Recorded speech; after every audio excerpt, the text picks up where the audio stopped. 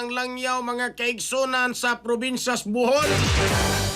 Dito sa lungsod sa Panglao mga igsuan. Sa lalawigan sa Bohol.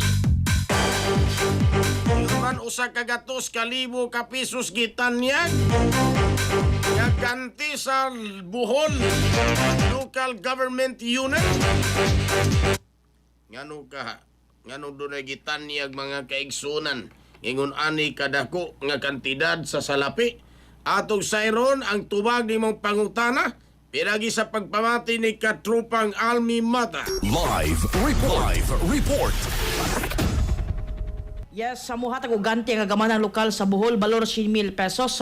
Alang sa bisan kinsa nga makahatag og impormasyon sa pagdakop sa kawatan nga ni sakiyo sa daghang butang gikan sa usa ka Taiwanese nga magtiayon niadtong Domingo sa Alona Beach, Panglao.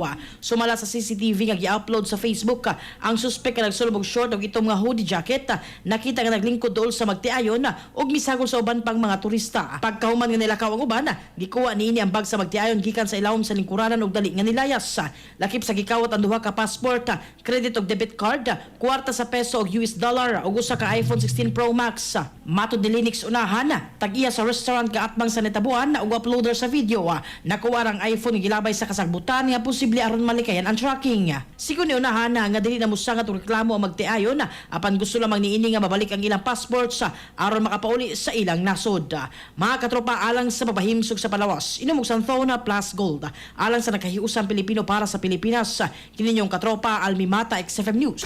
XFM report.